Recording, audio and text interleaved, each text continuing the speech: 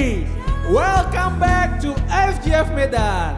Sebelum kita memulai ibadah sore hari ini, izinkan saya Anugrah untuk menyampaikan beberapa wartas pekan minggu ini.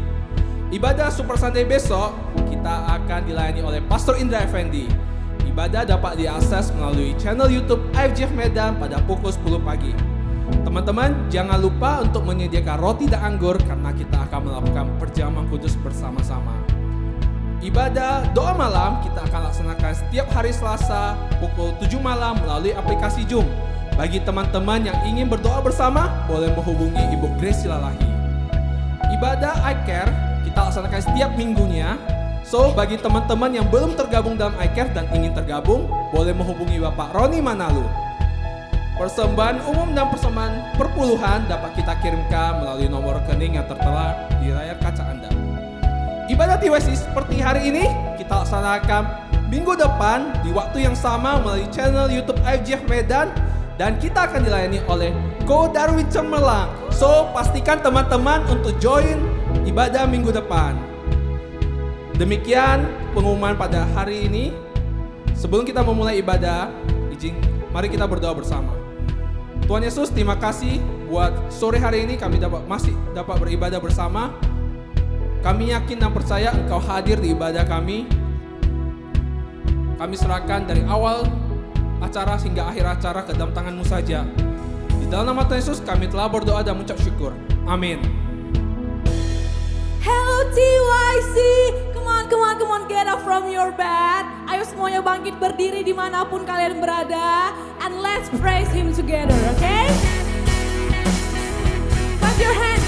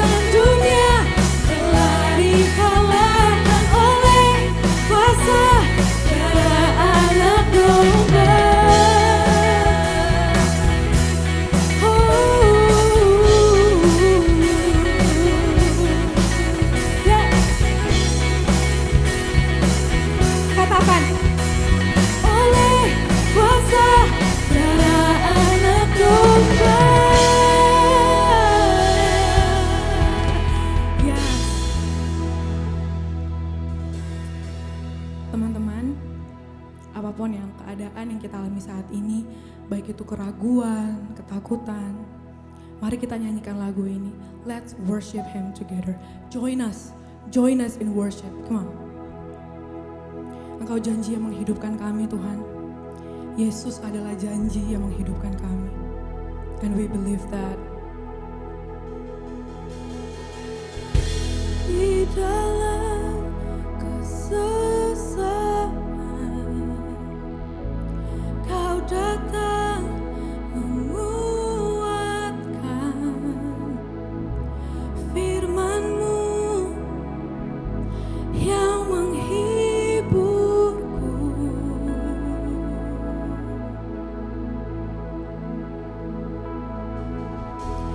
Di dalam keraguan, Kau datang menguatkan. Janji-Mu selalu sertaku.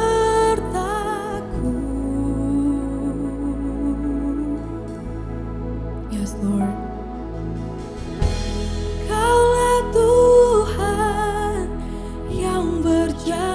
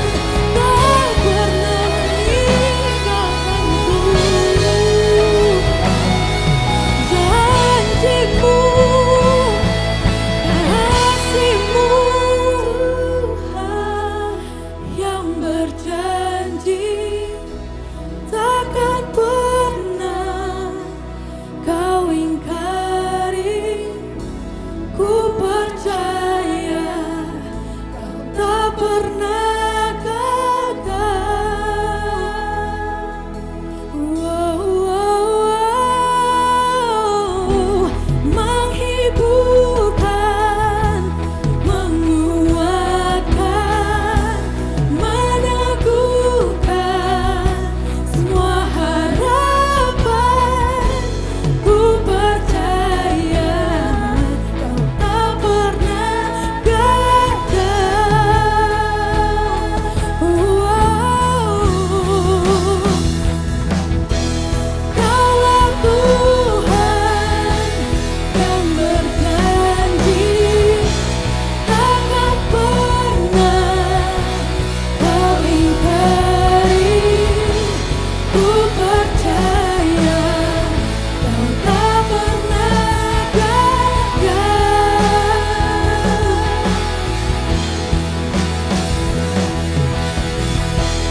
Menghiburkan, menguatkan, meneguhkan semua harapan. Ku percaya kau tak pernah gagal.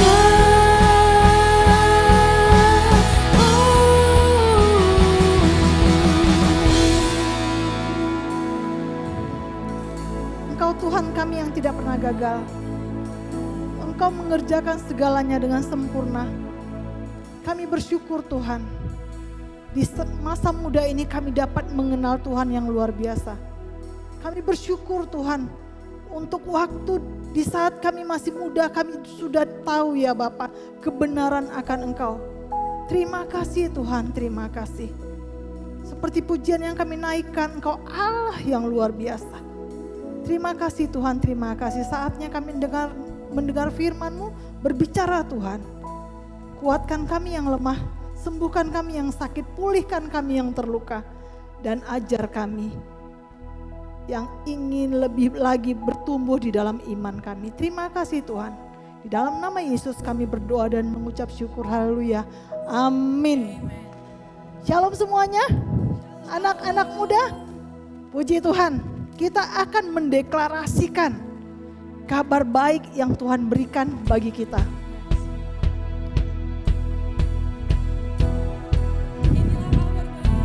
Inilah kabar baik. Saya diselamatkan oleh kasih karunia Allah, bukan oleh perbuatan saya.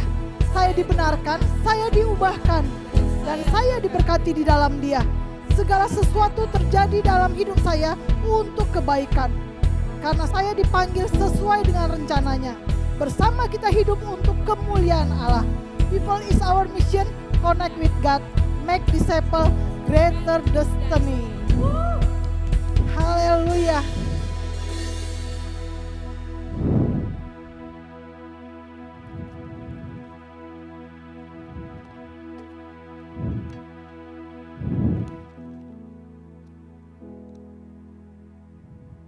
Shalom untuk kita semua anak muda. Saya senang, excited kalau sudah bertemu anak muda, serasa muda lagi. Puji Tuhan. Hari ini kita akan belajar bagaimana tetap berbuat baik bahkan di saat tersakiti. Bagaimana kita hidup benar, melakukan hal yang baik walaupun bahkan saat kita tersakiti. Kita akan baca 1 Petrus 3 ayat 13 sampai ayat yang ke-17. Demikian firman Tuhan. Dan siapakah yang akan berbuat jahat terhadap kamu jika kamu rajin berbuat baik?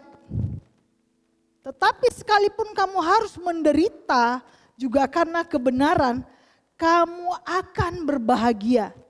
Sebab itu janganlah kamu takut apa yang mereka takuti dan janganlah gentar. Tetapi kuduskanlah Kristus di dalam hatimu sebagai Tuhan.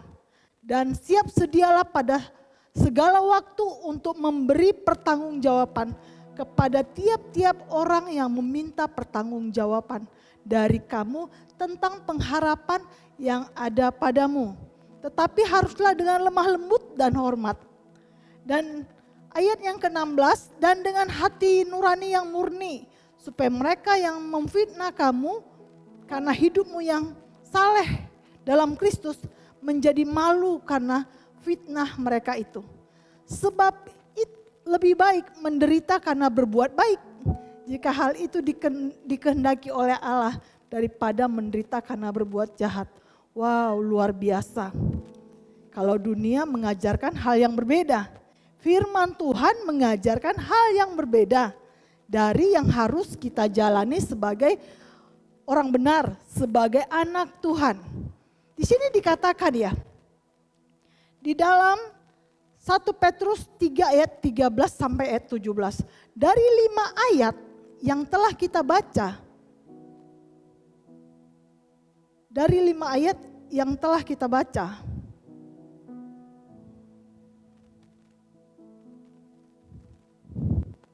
siapa di antara kita yang merasa kalau berbuat baik itu mudah atau sulit? Ya, ini pilihan. Siapa di antara kita anak muda yang kalau merasa berbuat baik itu mudah atau sulit? Ya. Ini dipertanyakan sama kita dari 5 ayat di depan. Berbuat baik itu mudah, sangat mudah.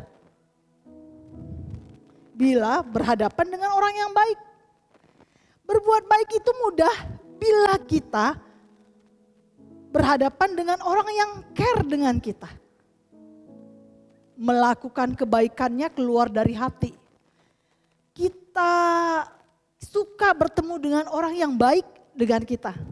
Kita tulus melakukan hal yang baik kepada orang yang tulus dengan kita. Dunia pun dapat melakukannya. Tetapi kebenaran firman ada yang berbeda. Hidup kita harus berbeda dengan orang dunia. Dalam hal apa? Ini dikatakan itu mudah dilakukan apabila orang lain itu baik dengan kita. Kita akan mudah. Tetapi kebenaran Allah, bagaimana sikap kita ketika kita harus berbuat baik dengan orang yang tidak baik dengan kita. Makanya dikatakan tadi mudah apabila kita bertemu dengan orang yang baik. Tapi sangat sulit kalau kita berbuat baik dengan orang yang selalu menyakiti kita. Menyakiti ini dengan banyak hal. Dengan kata-kata. Barangkali kita tidak dipukul, barangkali kita tidak diserang. Tapi dengan kata-kata tanpa diketahui orang atau teman kita tersakiti. Ini sulit untuk buat baik kepada dia, beramah-ramah, sangat sulit. Sulit juga ketika kita berhadapan dengan orang yang kalau jumpa kita tatapannya, gak enak banget. Kita baru jumpa, dia sudah lihat kita dari atas sampai ujung rambut, dari ujung kepala sampai ujung kaki. Kayak apa begitu? Kita juga sulit untuk berbuat baik, bahkan kadang ada orang yang sepertinya di depan kita baik-baik. Gak tahu di belakang kita, melakukan hal yang menyakiti kita. Sulit, makanya kalau ayat firman Tuhan mengatakan, dapatkah apabila kita melakukan kebaikan, dapatkah orang melakukan hal yang jahat kepada kita? Dapat saja. Sulitkah kita berbuat baik ya sulit bagi saya ya. Bagi saya ya tidak mudah. Sangat mudah kalau bagi kita yang bertemu dengan orang baik dengan kita. Tapi dunia pun bisa melakukannya. Tapi sangat sulit ketika kita berhadapan dengan orang yang menyakiti kita. Tapi kebenaran firman memang itu yang harus kita lakukan. Kita nggak boleh hidup sama dengan dunia. Apalah jasamu ketika engkau melakukan kebaikan dengan orang yang baik kepadamu. Tetapi firman Tuhan katakan, berbahagialah engkau ketika engkau berbuat baik saat engkau tersakiti. Wow, ini bagian kita. Ini bagian kita. Makanya dari minggu-minggu lalu firman Tuhan bicara. penderitaan Yesus itu contoh, teladan, jejak yang ditinggalin untuk kita murid-muridnya, untuk kita anak-anak Tuhan melakukan kebenaran. Ketika dia dicaci maki, dia tidak membalas caci maki. Ketika dia tersakiti, dia tidak membalas. Ini yang membuat kita berbeda dengan orang dunia. Dengan orang yang hidupnya tidak benar. Kita, firman Tuhan sedang mengarahkan kita ini di bulan-bulan ini untuk hidup yang benar begini loh. Ini bagian kita. Orang Kristen sanggup, orang benar sanggup berbuat baik di saat dia tersakiti. Sampai ada firman Tuhan yang mengatakan demikian. Jangan kita jemu-jemu berbuat baik. Karena apabila sudah datang waktunya kita akan menuai jika kita tidak menjadi lemah. Jadi ada masa bosan kita untuk melakukan kebaikan. Ada. Orangnya itu-itu aja yang menyakiti kita. Kita harus terus-menerus berbuat baik. Makanya ayat ini mengatakan di yang terakhir, kata-kata terakhir katakan, jika kita tidak menjadi lemah, ternyata berbuat baik itu ada titik jenuhnya, ada. Ada titik di saat kita tidak mampu lagi berhadapan dengan orang yang selalu menyakiti kita, untuk terus-terus berbuat baik, ada. Tapi firman Tuhan katakan jangan kita jemu-jemu berbuat baik, karena apabila sudah datang waktunya kita akan menuai kalau jika kita tidak menjadi lemah. Jika kita tidak bosan, jika kita tidak berhenti, jika kita tidak stuck untuk berbuat baik, kita akan menerima apa yang kita lakukan. Bukan bicara karma ini ya. Apa yang kita tabur kita akan tuai. Jadi kebaikan-kebaikan yang kita lakukan, jangan jemu, buat saja. Sekalipun orang yang kita lakukan ini tidak bertobat-tobat, tidak ada perubahan, tapi tidak boleh jemu, berbuat baik. Jangan sampai lemah. Kalau pada saat itu kita hendak menuainya, tiba-tiba kita lemah, gak jadi deh menuai. Setiap apa yang kita lakukan tidak jadi menuai. Karena apa? Titiknya sudah jenuh, sudah tidak bisa, sudah tidak mungkin aku berhadapan dengan orang ini kayaknya sudah stuck, gak bisa dibaikin nih orang. Oh tidak, tetap kita berbuat baik. Karena dikatakan kita akan menerima upahnya, kita akan menuai. Filipi 4 ayat 5 juga mengatakan, hendaklah kebaikan hatimu diketahui semua orang, Tuhan sudah dekat. Hendaklah kebaikan hatimu diketahui semua orang. Orang harus lihat kebaikan kita, harus dilihat. Ada pepatah mengatakan, tindakan lebih berbicara, lebih kuat berbicara daripada kata-kata. Ya, jadi ini dikatakan, kenapa kebaikan kita harus dapat dilihat orang, harus bisa dilihat orang, harus kita bisa deklarasikan ke orang, harus kita bisa proklamasikan ke orang, harus orang lain bisa lihat. Karena apa? Tindakanmu lebih keras berbicara daripada kata-katamu.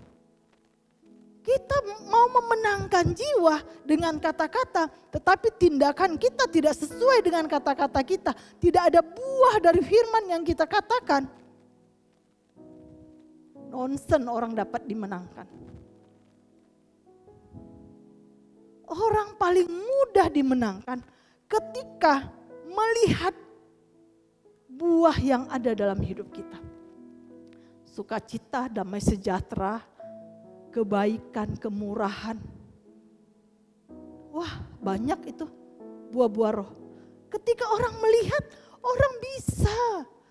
Kita ngomong tentang keselamatan, kita ngomong tentang Yesus, kita perkenalkan Yesus ke dalam hidupnya. Lebih mudah daripada kita banyak bicara, tindakan kita tidak menceritakan apa yang kita bicarakan. Jadi ingat, hendaklah kebaikan hatimu diketahui semua orang. hendaklah kebaikan hatimu. Setiap kebaikan lahir dari hati. Orang dapat membedakan ketika kita baik tapi tidak keluar dari hati. Dengan kebaikan yang memang keluar dari hati. Bisa rasakan, saya pun bisa rasakan. Orang yang munafik sama orang yang tidak munafik beda banget. Yesus saja bisa bedakan. Orang yang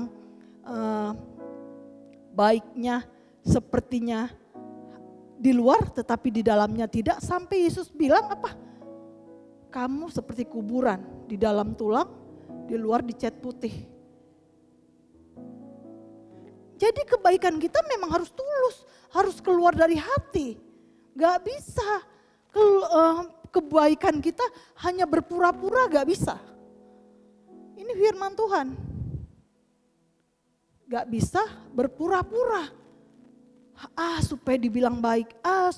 Setiap kebaikan yang keluar dari hati berbeda. Orang dapat rasakan. Jadi apapun yang kita lakukan, ayo dari hati.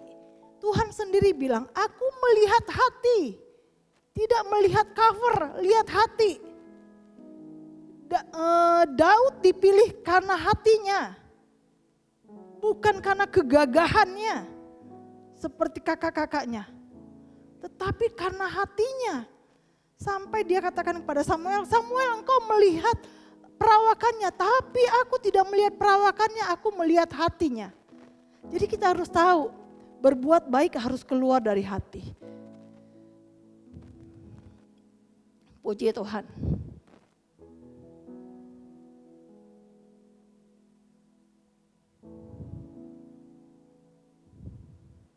Sebagai anak-anak Tuhan, firman-Nya berkata, tetaplah berbuat baik.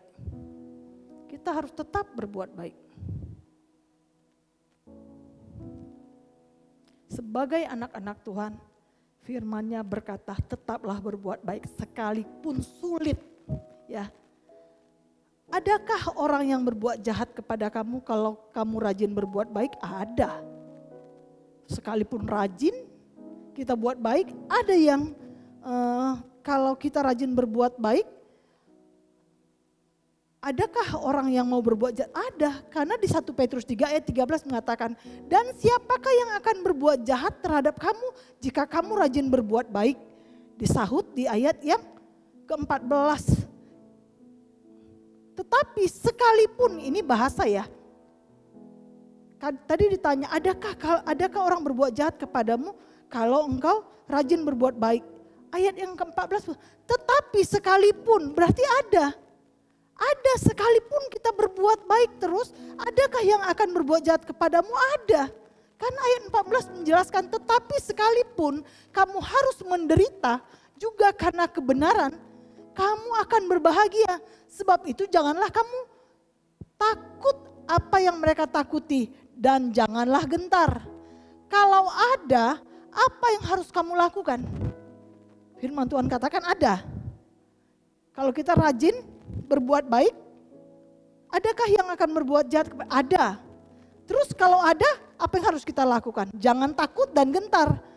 Kalau yang kita lakukan itu benar, kenapa kita harus takut? Karena itu suatu kebahagiaan.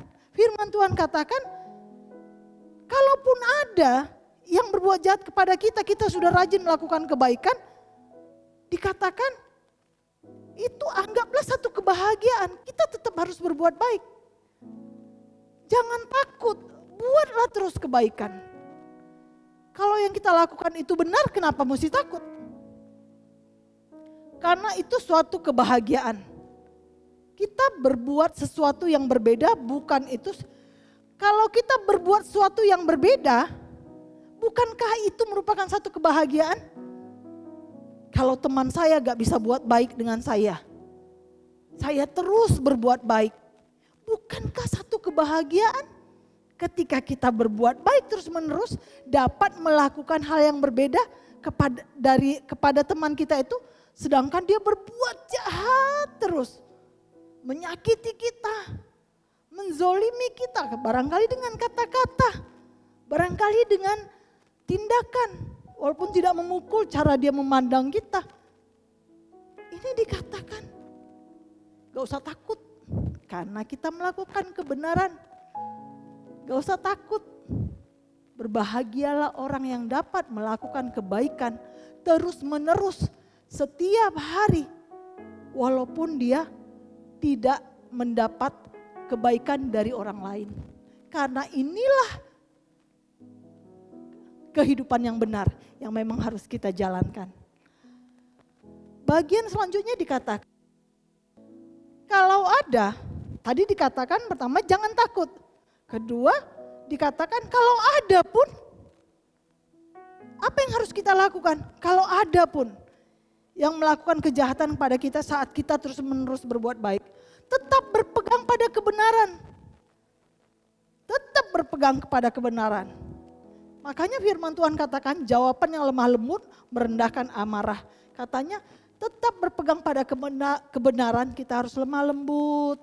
Kita harus melakukan hal kebaikan itu harus dengan hal-hal yang baik. Karena dikatakan dalam Amsal 15 ayat 1, jawaban yang lemah lembut meredakan kegeraman, tetapi perkataan yang pedas membangkitkan amarah. Sekalipun ada orang memancing untuk kita berbuat jahat, sekalipun ada kata-kata yang memancing untuk kita dapat membalas hal yang jahat, tetapi firman Tuhan katakan, lakukan yang baik, jawab dengan yang lemah lembut. Karena ketika engkau lemah lembut, kegeraman yang ada pada orang lain akan meredakan, akan diredakan oleh kelemah lembutanmu, oleh kebaikanmu. Terus bagian yang ketiga dikatakan, kalau ada pun kita berbuat baik terus menerus tetapi orang itu membalas kejahatan. Ketiga dikatakan, belalah hakmu tapi jangan bongkar rahasia orang lain. Amsal 25 ayat 9. Belalah perkaramu terhadap sesamamu itu, tetapi jangan buka rahasia orang lain. Kalau kita punya masalah, bela hak kita, tapi jangan pernah membuat masalah yang baru. Kita harus cut, kita tutup hal-hal yang membuat masalah dengan orang lain itu tidak berkepanjangan. Ini dikatakan berbuat baik. Jadi firman Tuhan katakan di sini, betapa Tuhan itu baik. Kalau Tuhan kita baik, kita harus berbuat baik. Berbuat baik kepada yang berbuat jahat seperti membuat bara di atas kepalanya. Jikalau seterumu lapar, berilah dia makan roti, dan jikalau ia dahaga, berikanlah dia air minum. Karena engkau akan menimbun bara di atas kepalanya, dan Tuhan akan membalas itu kepadamu. Lihat, tetap berbuat baik kepada yang berbuat jahat seperti membuat bara di atas kepalanya. Bukan membuat dia untuk panas, tetapi dia untuk berpikir. Ketika kita membalas kejahatannya dengan kebaikan, dia pasti memiliki pikiran, wah, stop. Dia harus stop melakukan hal-hal yang tidak baik pada kehidupan kita. Dan kesimpulan dikatakan, semua akan mendatangkan kebaikan bagi kita kalau penderitaan yang kita tanggung itu atas kehendak Allah dan seizin Tuhan. Semua akan mendatangkan kebaikan bagi kita kalau penderitaan yang kita tanggung itu atas kehendak Allah atau seizin Tuhan. Yang kedua dikatakan, berbahagialah bila kita menderita karena berbuat baik. Berbahagia kalau kita menderita karena berbuat baik. Hidup kita harus berbeda dengan dunia. Harus berbeda. Ya, yang ketiga dikatakan, kita akan menerima upah dari apa yang kita lakukan. Kita akan terimalah upah. Kita akan terima, pada saatnya kita akan menuainya. Ini firman Tuhan. Yang terakhir dikatakan, biasalah berbuat baik. Itu akan menjadi budaya dan mengarah menjadi suatu karakter. Biasakanlah berbuat baik. Itu akan menjadi budaya dan mengarah menjadi suatu karakter. Dunia bilang Allah bisa karena biasa. Kalau kita membiasakan diri berbuat baik, maka itu menjadi satu karakter dalam kehidupan kita. Apalagi kita masih muda, masih panjang jalannya, masih banyak waktu untuk mencapai cita-cita. Lakukan yang terbaik bagi Tuhan, lakukan juga yang terbaik bagi sesama. Puji Tuhan.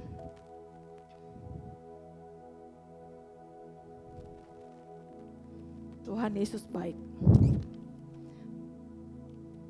Kita sedang belajar bagaimana kita harus hidup benar. Sekarang kita akan masuk ke dalam perjamuan kudus. Kita siapkan semua roti dan anggur untuk kita dapat masuk ke dalam perjamuan kudus. Terima kasih Tuhan untuk firman-Mu hari ini. Kebenaran-Mu Kau katakan bagi kami. Kami masih muda Tuhan. Masih banyak yang harus kami kerjakan. Tapi kami tahu, kami ingin seumur hidup kami, biarlah kebaikan-kebaikan Allah, biarlah buah-buah roh keluar dari hidup kami. Sekalipun sepertinya kadang-kadang kami tersakiti, tetapi kami harus tetap berbuat baik. Saat ini kami hendak masuk dalam perjamuan kudus Tuhan. Kami mau siapkan hati kami. Kami mau siapkan hidup kami. Kami pun tidak luput dari banyak kesalahan. Kadang-kadang kata-kata, pemikiran, tindakan kami. Tuhan, ampuni kami. Kami mau serahkan hidup kami. Masuk dalam perjamuan kudus. Di mana Engkau mengorbankan tubuh-Mu, penderitaanmu. Mencurahkan darah-Mu untuk pengampunan bagi kami. Ampuni kami Tuhan. Biarlah kami hidup selalu dalam kemenangan. Terima kasih Tuhan.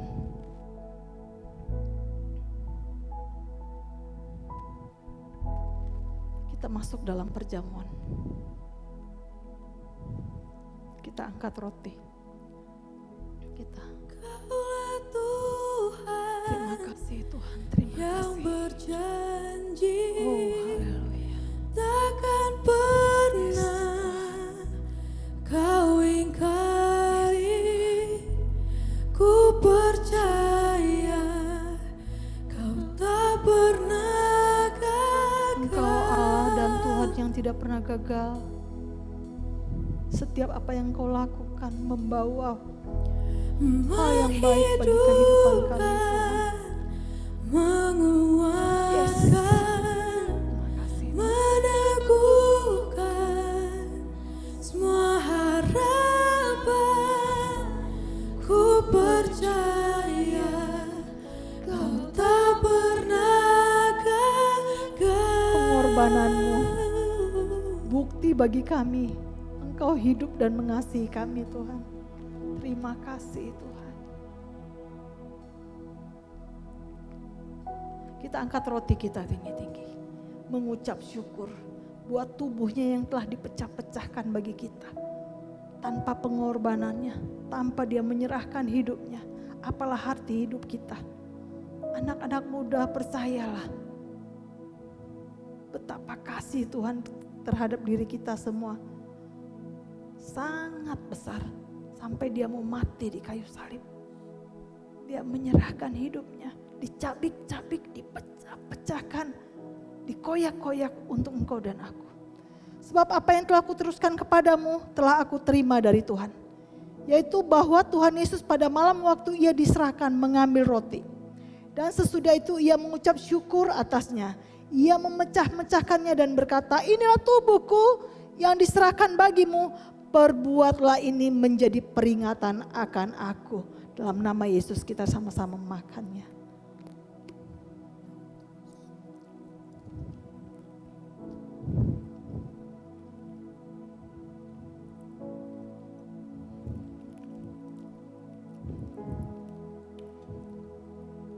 Terima kasih Tuhan, terima kasih. Kita angkat cawan kita tinggi-tinggi, kita mengucap syukur. Terima kasih buat darah-Mu Tuhan, mengampuni kami. Masa-masa muda ini banyak kesalahan yang kami lakukan. Kadang pada orang tua, pada teman, kepada siapapun Tuhan. Perkataan, tindakan kami, pemikiran kami. Ampuni kami Tuhan. Terima kasih buat darah-Mu. Terima kasih Tuhan. Demikian juga ia mengambil cawan sesudah makan. Lalu berkata, cawan ini adalah perjanjian baru yang dimeteraikan oleh darahku. Perbuatlah ini setiap kali kamu meminumnya menjadi peringatan akan aku. Sebab setiap kali kamu makan roti ini dan minum cawan ini, kamu memberitakan kematian Tuhan sampai ia datang. Dalam nama Yesus kita minum.